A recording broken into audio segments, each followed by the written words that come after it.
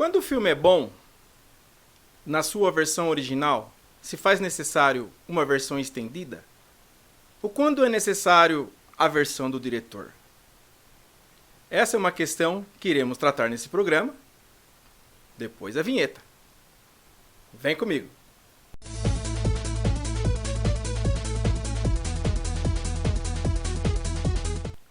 Fala, rapaziada! Esse é um novo quadro dentro do Ação Entre Amigos Cosplayers que se chama Jogando Conversa Fora, onde diariamente ou semanalmente, ou quase uma coisa ou a outra, eu virei até aqui para comentar com vocês sobre um filme antigo, sobre uma animação, sobre uma trilha sonora, enfim, aquilo que for pertinente à nossa cultura geek. E a questão de hoje é a seguinte: quando é necessária uma versão estendida de um filme ou uma versão do diretor? Esse é o ponto que vamos comentar aqui e tentar chegar a esta conclusão. Mas antes de mais nada, eu vou pedir para vocês se inscreverem no canal, quem não se inscreveu ainda, curtirem a nossa página no Facebook e aqui o nosso vídeo, comentar o que é importante pra gente. Foi lançada a versão Snyder Cut de Liga da Justiça, o que me fez pensar e questionar: quando que é necessário você ter uma versão do diretor, sendo que você já tem uma versão que vai para o cinema e muitas vezes tem uma péssima bilheteria e outras vezes tem uma boa bilheteria? E quando não acontece a versão do diretor, quando vem para o home video, nós temos a versão estendida do filme. Então, por que será que isso ocorre? Bom, eu acredito que o mais importante quando isso ocorre é a intervenção do estúdio em cima da obra do diretor, que vai contra a visão, né, do diretor. Por N fatores, o filme acaba não saindo do jeito que ele foi elaborado. Eu acredito que essa é uma das questões. Outra questão poderia ser a duração do filme, talvez. O filme poderia ser em 1h30 e uma versão mais longa, 2h30, poderia se aumentar em 1 hora ou mais. E aí entra o corte, né? Para caber dentro do que o estúdio determina daquela obra. E cenas também que não fazem sentido. Seria um outro ponto. Também tem a questão da... Como é que chama isso? A questão da idade, fator idade, né? Se é um filme para menores, é um filme para 18 anos. Ou o estúdio determina que aquela obra está muito pesada, então tem que baixar a idade, né, para se assistir esse filme, para que mais crianças vão ver, se for, principalmente no caso de filme de super-heróis, né? Filmes desse tipo. Talvez seja por isso também que acabamos vendo muitas vezes o filme indo ao cinema e a gente desgostando. Eu vou citar aqui algo que ocorreu comigo quando fui ver o filme Demolidor com o Ben Affleck. E a princípio eu não gostei do filme.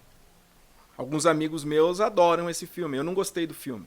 Achei que faltava coisas nesse filme. Ou a narrativa não fluía. Lógico que quem é fã de Demolidor gostou, adorou. Mas eu, não só sendo fã de Demolidor, mas eu fui pela narrativa e eu não gostei. Porém, quando saiu a versão estendida, aí eu comecei a gostar do filme. Por quê? Porque ele tapava aquelas lacunas que eu achava e já entendia que estava errado, né? Dentro da exibição normal dele. Só que aí já era tarde demais, vamos dizer assim, porque aí a bilheteria foi morna para aquele filme. Pode-se dizer que foi considerado um fracasso, vamos colocar assim. Quer dizer que quando ele saiu no mercado de vídeo, ele salvou a produção? Não. Infelizmente, creio que é aquela situação, novamente citada no começo, de que o estúdio impôs alguma regra para o diretor e o filme saiu daquele jeito. Qual é a versão definitiva? A versão que foi para o cinema. A versão estendida é um a mais para o fã que quer a sua obra encorpada. Ele vai deixar de comprar o original, o oficial, vamos dizer assim? Não. Ele vai adquirir aquele produto e certamente vai adquirir a versão estendida em questão. E ao longo do tempo tivemos muitas versões estendidas, mas eu não vou poder falar sobre todas aqui, comentar sobre todas, né? São muitas versões estendidas. Isso para chegarmos depois do tópico de versão do diretor. Como eu iniciei o papo, foi por causa do Snyder Cut que eu resolvi bater esse papo com vocês, né? Um outro filme que eu vi no cinema também, a trilogia, na versão cinema, e depois eu parti para estendida, é Senhor dos Anéis. Eu confesso que eu não li os livros do Tolkien. Nem passei perto daquela literatura, mas eu abracei os filmes. E o que eu vi eu já gostei no cinema. Por não ter lido os livros, quando vi a versão estendida, pelas coisas que acontecem. E detalhe, o próprio Peter Jackson sinalizou que teria coisas a mais na versão estendida quando saiu os DVDs, nos extras dos DVDs. Ele já sinalizava que tinha muito mais material para uma versão estendida. Então, dito isso, eu aguardei e quando saiu, adquiri a versão estendida de Senhor dos Anéis e eu gostei do que eu vi. Eu acho que o acréscimo de cenas não atrapalhou a narrativa. É lógico que tem também os fãs mais xiitas de Tolkien que já não gostaram da obra original, então a obra do cinema, aquela versão do cinema, já não gostaram, porque faltou isso, faltou aquilo. Aí você vem com uma versão estendida aqui, no meu entendimento, e conversando com alguns amigos também fãs de Tolkien, disseram que só melhorou. E pode ser que ainda exista mais cenas ainda para uma edição futura da trilogia do Senhor dos Anéis. Então, para mim, foi um caso que a versão estendida em si não atrapalhou em nada o andamento da história. Tá tudo ali com um algo a mais, né? Uma cereja a mais. Agora, porém, filmes que também vi no cinema, tem que citar Zack Snyder de novo, né? Porque ele é o cerne da questão. Batman vs Superman. Também vi no cinema e depois parti para a versão estendida. Acredito que a versão estendida, no meu ponto de vista, muda a história alguma coisa? Não, a história ainda é a mesma, mas aqueles detalhezinhos, né? Aqueles arcos que não entraram na versão original ajudam ao entendimento melhor da história, certo? Então, pra mim também, o Batman vs Superman se saiu bem nesse processo da versão estendida. Aqui eu posso citar também o outro que teve acréscimos, que não precisava, mas já que houve, pra mim também só melhorou, que foi o Exorcista. A versão oficial já é ótima por si só, já é um clássico absoluto. Porém, a versão estendida, além de acréscimos de cena, tem a famosa cena que foi cortada da menina lá descendo a escada como se fosse uma aranha, descendo descendo na ponte, né? Que nem ao contrário. É assustadora aquela cena, a maneira que ocorre. Então, dito isso, novamente eu digo que é acréscimo. Vem só melhorar a obra. Nesses casos que eu citei, deprecia a obra original? Não. Pra mim, não. Só melhora o cenário todo. Outro clássico também, ainda no campo dos super-heróis, foi o X-Men Dias do Futuro Esquecido. Onde temos já a lendária versão da vampira, né? O corte da vampira, assim como vocês prefiram chamar, assim do jeito que vocês quiserem chamar. O corte da vampira, o Vampiras Cut, bom, enfim. E já, diga-se de passagem, é um filme que saiu em Blu-ray apenas, né? Só direto para Blu-ray. Já tornou-se um Blu-ray disputado à tapa, esse filme. E eu comprei esse filme na época meio que no grito também, indo numas saraivas da vida aí, vi na prateleira e abracei, porque logo o filme sumiu, desapareceu e muitas pessoas tiveram que baixar o filme, mas para aquelas pessoas que gostam da mídia física ficou complicado conseguir a edição do Vampira. Mas o que muda então nesse filme com relação ao original? Como dito o nome, é o arco da vampira em si, que foi cortado, totalmente cortado. Ainda você vê alguma falha quando eles estão no futuro, né? Os X-Men, vamos chamar de os originais, né? Por causa dos primeiros filmes da Fox. Ainda o elenco original, vamos dizer assim, que você ainda vê um reflexo dela numa coluna. Mas a cena foi totalmente limada, toda a sequência foi limada, né? É a missão deles ter que invadir a mansão Xavier. Nossa, que trava-língua.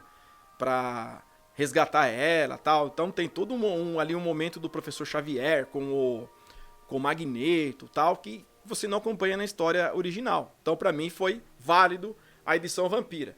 Você é obrigado a assistir a versão, o Vampira's Cut, ou o corte da vampira? A nível de curiosidade, se você quiser ver, sim.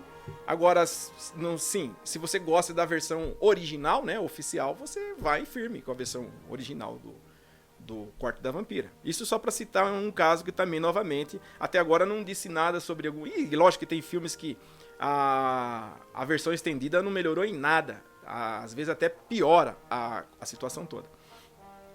Mas agora entrando, então, no campo das versões do diretor... essa versão do Snyder não é a primeira versão da Warner com um filme, uma versão de diretor de um filme de super-herói. O próprio Snyder já passou por isso com Watchmen também, onde temos uma versão do diretor também, com um acréscimo de cena, que ainda está lá, a história principal está ali também, está ali, começo, meio e fim. Porém, tem aqueles acréscimos de cena que melhora o andamento da história original, né? E depois ainda saiu uma outra versão de Watchmen, onde temos o conto do Cargueiro Negro incluso. Mas aí fica a seu critério, versão cinema, versão do diretor com acréscimo de cenas, ou então a última, vamos chamar de versão Ultimate, com o acréscimo do Contos do Cargueiro Negro dentro dessa exibição. Mas eu acho válido a versão do diretor do Watchmen. Um outro caso também, dentro ainda da Warner, foi o Superman 2, que aqui para nós tornou-se A Aventura Continua. Inicialmente dirigido por Richard Donner e demitido, como aconteceu com o Snyder, demitido, e quem assume foi o Richard Lester. E como todo diretor que assume um projeto, ele quer impor a marca dele, tal qual aconteceu também com o Snyder dentro da Liga da Justiça, quando o Joss Whedon assume o projeto e passa a tesoura sem dó. Sem misericórdia, o cara vai lá e muda muita coisa de lugar. Confesso que eu não gosto da versão oficial da Liga da Justiça. Ele fica um pouco melhorzinho na versão estendida. Fica um pouco melhor, mas você percebe que as mudanças na narrativa, onde tem a mão de um, ou onde tem a mão de outro diretor. E isso aí, pra mim, acaba gerando a confusão, e não é à toa que o filme não foi bem nas bilheterias. Não foi aquele estouro que eles esperavam. Mas, enfim, considero a versão do Donner, então, dito isso, considero a versão do Donner a versão definitiva do Superman 2, porque também ele rodava os dois filmes, Superman 1 e Superman 2, não só a questão de orçamentária, como para aproveitar o elenco. Afinal, o Marlon Brando era um cara que já estava indo para outro projeto e não podia ficar muito tempo ali parado. Gene Hackman, mesma coisa. Então, para aproveitar a agenda desses atores, o Richard Donner usou da estratégia de rodar os dois filmes juntos. Só que, infelizmente, pós a estreia do Superman de 78, ele acabou sendo demitido do projeto e o Richard Lester, claro, foi lá e colocou a marca dele. Beleza? Acho que é natural isso.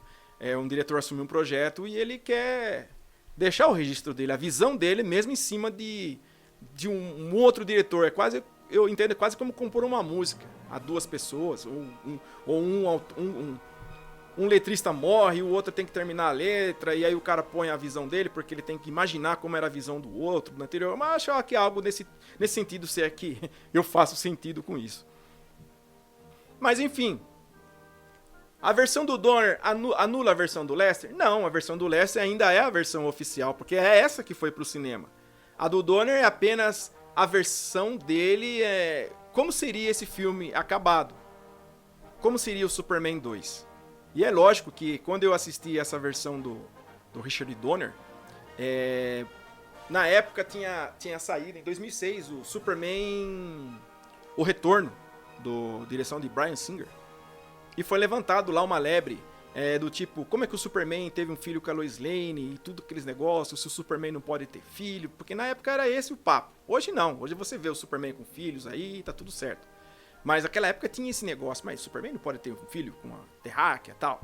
Bom, se vocês assistirem a versão do Donner, vocês vão entender melhor o que acontece, porque na versão do Lester, ele fica com, vamos dizer assim, ele deita com a Lois Lane depois que ele abre mão dos poderes. Deita com ela ali e tal, abre mão dos poderes, depois ele recupera os poderes. Tá. Ah, então quer dizer, Marcos Mina, que nesse momento que ele tá humano, ele fez um filho. Tá, mas só que o filho na versão do Bryan Singer tem super força. Então se ele deita com a Lois Lane mortal, vamos dizer assim, entre aspas, humano normal, se ele deita com ela, ele não justificaria ter um filho com poderes lá no filme de 2006, correto, galera? Pois é, só que quando você assiste a versão do Donner, lá é mostrado que ele deita com ela ainda super, com todos os seus poderes. Depois ele faz a escolha de abrir mão deles. Então acredito, não creio que não foi dito isso, mas acredito que Bryan Singer pegou esse gancho para justificar o filho com super força no filme de 2006. Mas então quer dizer, esse material tinha sido filmado e já estava no filme do Donner. Só que aí, por questões criativas, a história acabou tomando outra direção.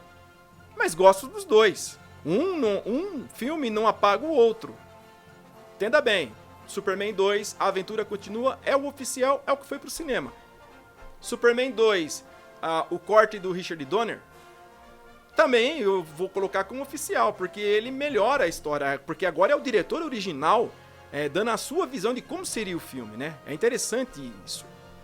Então todo esse samba do crioulo doido... Ah, sim, eu tava me esquecendo. Outro que também sofreu com essas versões estendidas e versão do diretor, Blade Runner, o Caçador de Androides. Onde de tanta lambança que houve com esse filme, é claro, um filme cult, também gosto muito desse filme, mas teve muita lambança de corte. O Deckard é replicante ou o Deckard ora não é replicante? Como é que chama o diretor? Ridley Scott. Ridley Scott, nos responda, o Deckard é ou não é? Aí em 92 ele lança uma versão do diretor. Ele lança uma versão lá que parece que é. Aí em 2007 ele lança a versão Final Cut, onde ele aí sim ele amarra tudo e realmente o Deckard não é um replicante, mas ele coloca os pingos nos is e acerta a história. Não tem mais a fala do Harrison Ford, né? Aquele voice over, aquela fala que ele já foi contra desde o início de fazer isso.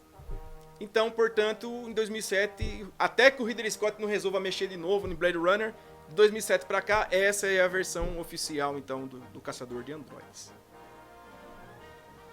Portanto, pessoal, chegamos e volta de novo, Liga da Justiça Snyder Cut, não é a primeira vez que a Warner, então, mexeu com uma obra sua. Já mexeu em outros, Richard Donner, Watchmen e agora Liga da Justiça, uma versão do diretor. E aí, como é que a gente fica nessa? Você prefere, então, deixa nos seus comentários, você prefere uma versão estendida ou você se contenta com a versão do diretor? Ou melhor ainda, você se contenta com o que está na tela grande, mesmo que a narrativa seja confusa? Coloque aí, eu quero ler a sua opinião. Eu tenho a minha opinião. Minha opinião é quanto melhor, pode vir. Se for para agregar, pode vir. Agora, se for para bagunçar, não faça. Ok, pessoal? Então esse foi o papo. Se você chegou até aqui e ainda não se inscreveu, ainda dá tempo, tá? Se inscreve no canal, compartilha com seus amigos, dá uma olhada aqui no nosso canal aqui, que tem muita coisa legal aqui, muitos assuntos. E a tendência é só crescer com vocês, ok? Valeu, pessoal!